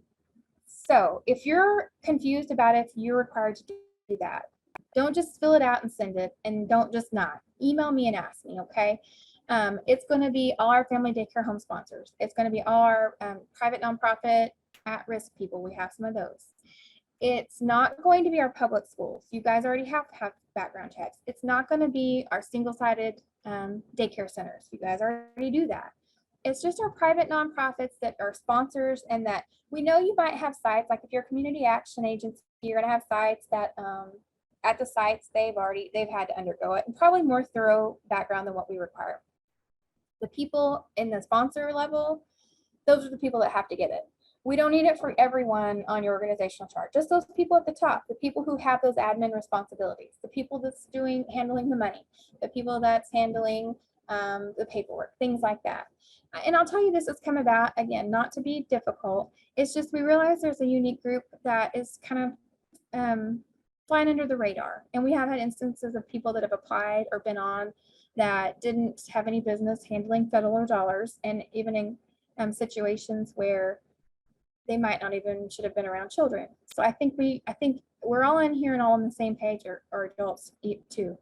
I think y'all could all agree that we wouldn't want those folks to be on our programs. And that's our attempt, is to make sure we're trying to increase the integrity of our program and the safety of our participants and our children and adults, okay? So if you're unsure if you're required to do that, just send me an email and I'll help you. But you can't be approved until that's submitted if you fall into that category. And if you already get one through your agency where you work, we can't accept it. You have to submit the form to us with the payment and the forms of ID. You have to send that to me and we'll submit it on your behalf. And that's simply because with the today's day and age with technology, you can alter anything. It's so easy to get those documents and alter them electronically, and you would be surprised some of the stuff we've had submitted to us by people with wrong intentions and changed it.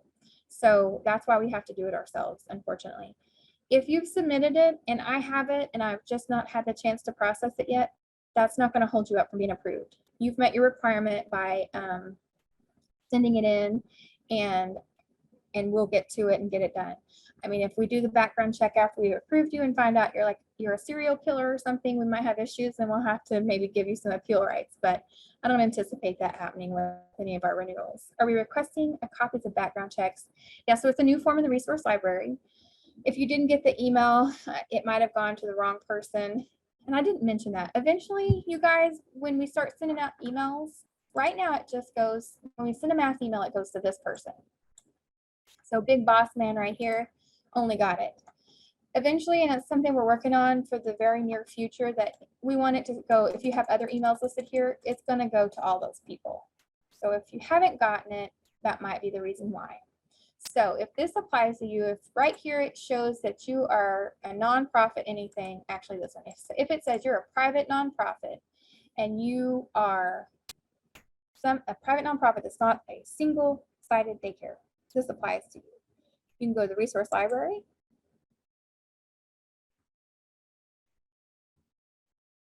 Now, wherever I put it,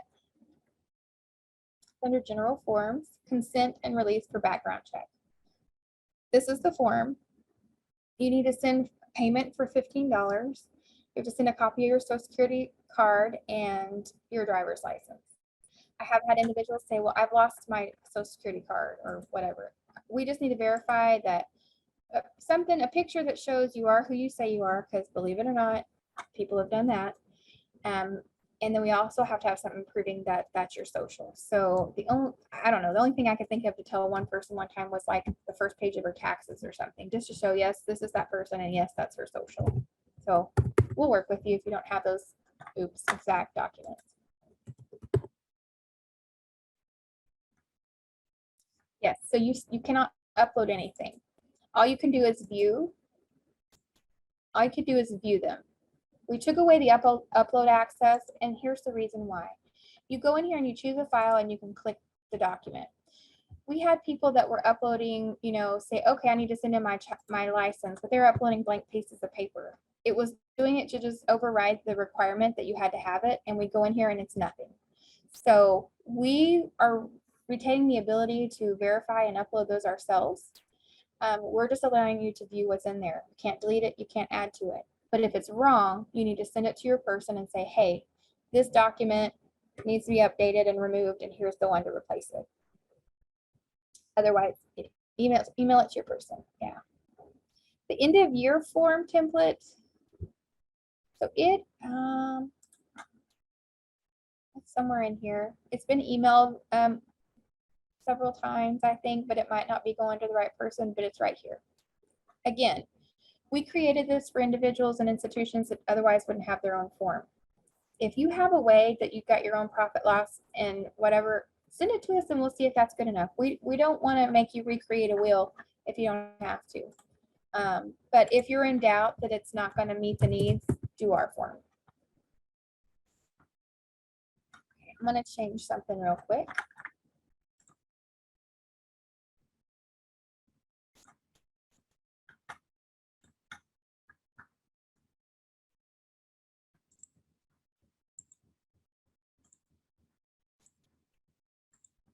Okay, so if you're multi-sided, we're going to kind of switch over to that.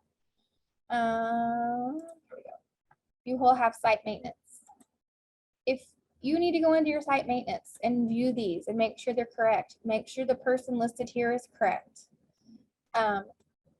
You're going to go in here and think you can type and update it, but then we need to do this better. But then you're going to come down here and the save button's grayed out. It won't let you save.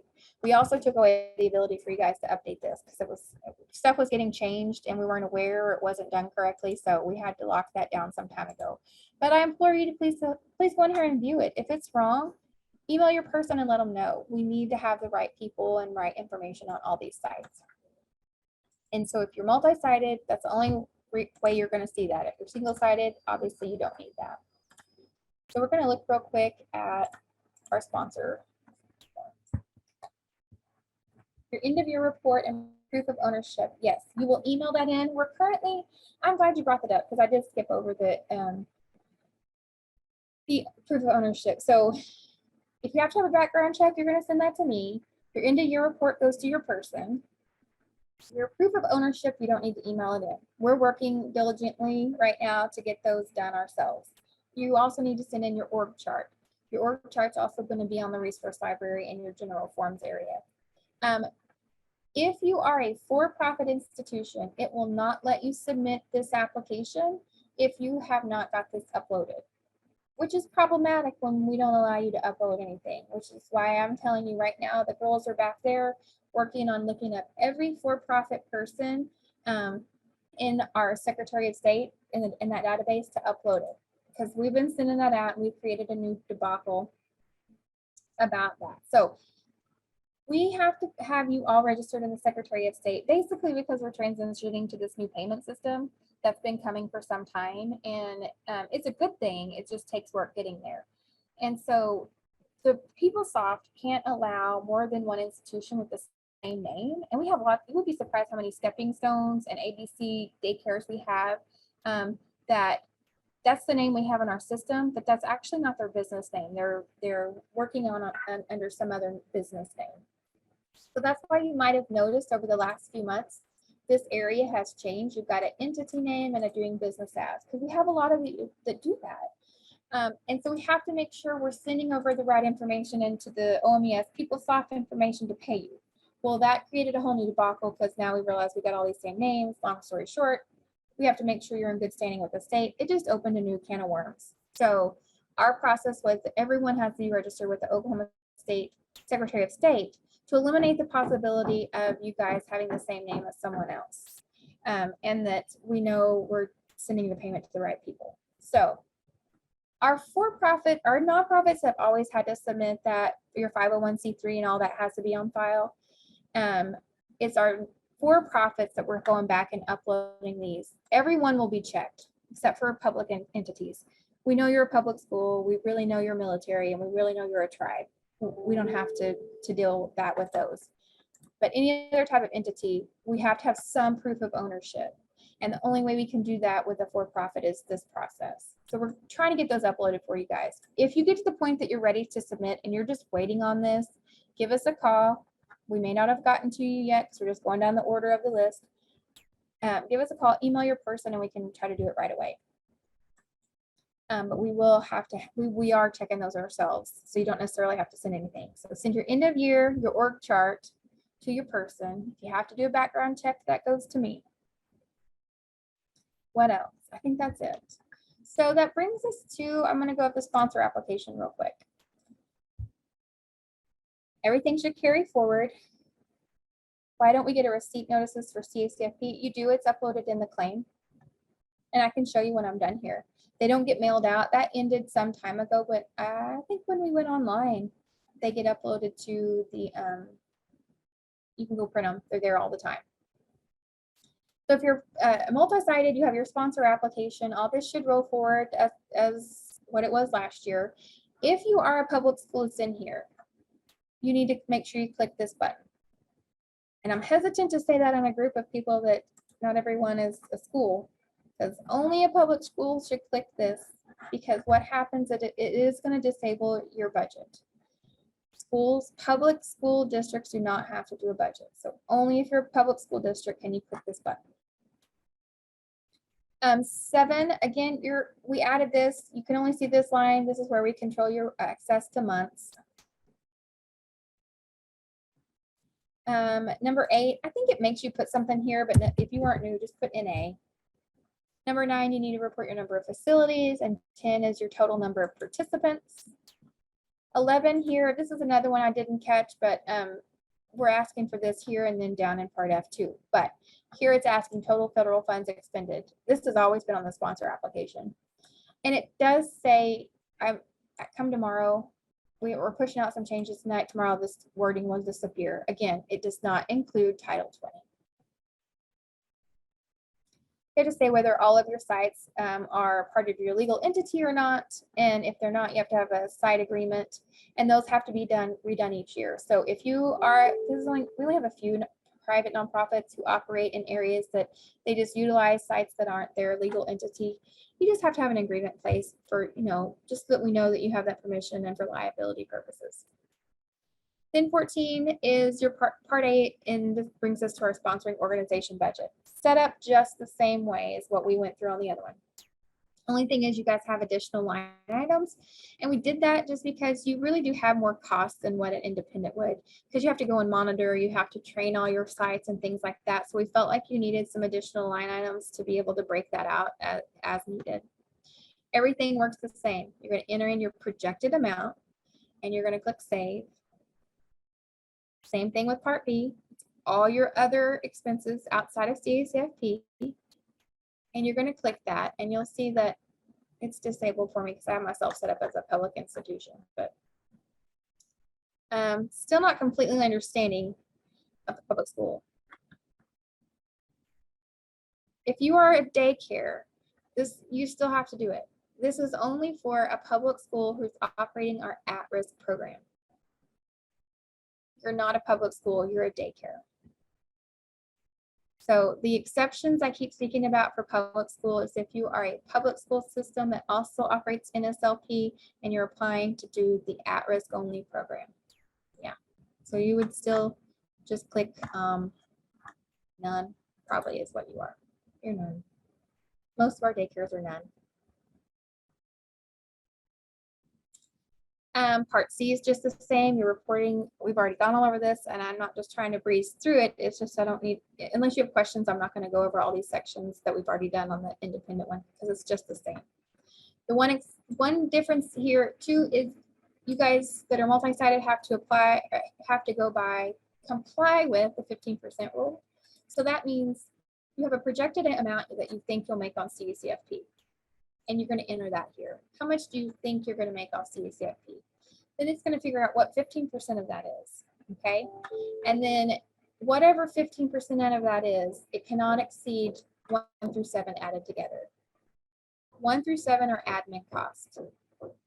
You cannot use more than 15% of this money to pay for admin costs. And that is only for, that's for our sponsors. That's not new, that's been in the application for all along, and that only applies to sponsors of centers. Part E, the only part you're going to have to do here is enter the number of the facilities that calculate your profit loss, and it will tell you if you're in a profit or a loss. I'm really sorry, guys. Is that loud? It's distracting to me. I don't know what they're doing next door. Part F, same thing as before. Part G, we don't have any family daycare homes in here, so I'm not even going to go there. It doesn't apply to anyone that's in here. So brings us to page 2. You will see that there's only 2 questions in here, whereas last year there was 4. We took these 2 questions out because we asked those on the VCA, so we don't need to ask them here again. Oh my gosh, if there's anybody here in the office that could go next door and tell them to calm down for a couple of minutes, we're almost done. I would be grateful. Okay. Sorry, I get easily distracted and we're almost done. Section B is your ethnic and racial breakdown. Works the same way, except it's just your grand total of all your sites together. Hopefully in the future we can get this where it will auto-populate and add it up for you, but we didn't get that working yet. Section C, we didn't make any changes here. It's important that you make sure that your policies and everything are up to date and applicable for how you actually operate. Make sure your number of sites on your staffing ratio match what you have on your list. So however many number of sites you have, you got to make sure you got the right numbers here, because it's super important when you go in here and enter information here that you got the right, this is just test junk, but you got to have the right number of personnel to meet those monitoring hours. Section D is your training. Nothing's changed here. You just got to say, yep, we're going to do our training. And yes, we understand we have to train over these topics. And then tell us briefly what your plan to train is, your plans for training is. And then here, make sure that you put in who the trainer position is, not a name. Nothing really changed on that page other than we took away 2 questions because we asked it on the VCA. Any questions on the sponsor application? Budget is probably the easiest budget. I can remember when I was on your side, I was a sponsor. This is the easiest budget online we've ever had. So I'm pretty excited about it. And like I mentioned before, you guys have multiple sites. You got to do the application for participation for every one of them. It's just the same as the one we went over before. So I'm not going to beat that dead horse. So after you've gone through all your forms and made sure everything's up to date and you've submitted and you've made sure your documents are up to date, and if they're not, go ahead and email them to your person, and then you can say you've submitted the right ones. And then we've added this down here. You've got to go in here and put your name and acknowledge this. We did this because eventually we want most of these forms to go forward in an approved state. And we want you to be able, we want you to recognize that, yes, I understand I have to go through all of them and review them and make sure they're accurate. It's just kind of one of those, so you can't say you didn't know kind of things. Enter your name, and then you should be able to click submit application to CMP if everything's submitted. And that's it. Once you submit that, we have 30 days, like I mentioned before, to review it and get back with you or approve it. Be watching your alerts, guys.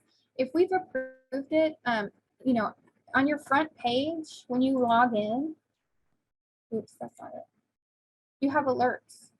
It's going to give you something that tells you your application's been approved.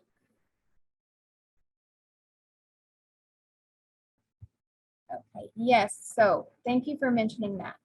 We do have a glitch right now. So if you are multi-sided, regardless of school or whatnot, it keeps throwing an error that says you're in an operational loss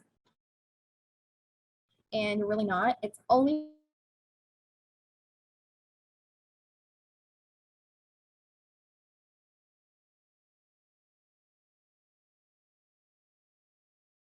for our sponsors. So if you're trying to submit this form right here, if you're a sponsor, it's going to say you have an operational loss, and if you don't, that will be fixed tonight. So come back tomorrow morning and try, and it'll be fixed. Yes, it's always that way. So you cannot file a claim until the application's approved. But if you submitted by October 31st, don't panic that we're not going to honor your October. I promise you it cannot be like it was last year. And I know last year we all still have PTSD from it. We were still approving applications in February that were submitted in October, and we had to honor them because we just didn't, it was a mess. I just stick a fork in me and I'm done if we're in that same position this year, but I feel like it's going to go much better. With that said, it still might take us, the better part of 30 days because we have a lot of applicants and we're putting it out later this year. So if it's easier and everybody's on it, we're going to get a lot all at once. We're going to get to it within 30 days. So if it's November, 29th, don't panic. We'll get to you and you'll still get to plan. Okay. You have 60 days after the last day of the month. So technically you have it to the end of December to get your October claim in. We don't encourage to do that, but you don't have a choice if we don't have it approved yet.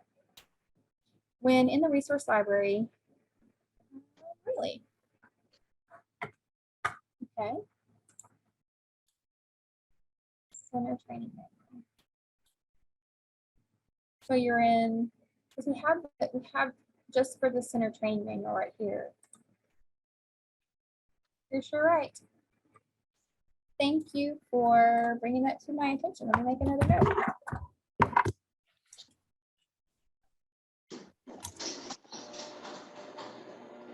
Okay. All right. Any other questions? Yes. Push on the stools one more time for me. Oh, yeah. Thank you. I'm gonna go back up. Can you mute, please, if you're not trying to ask a question? I have one quick question. Again, on proof of ownership or in good standing.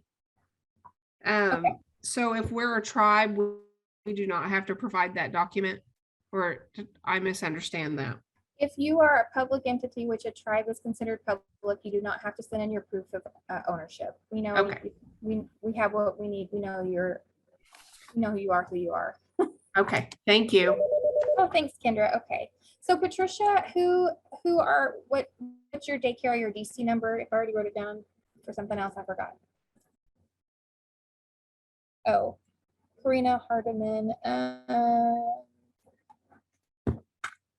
Are you single-sided? I can't remember. I think you're just single-sided. So yeah, so it's gonna go to Lisa. Kathy is your regional specialist. So if you have questions and concerns about how to do your paperwork or you need some training, she's your go-to girl.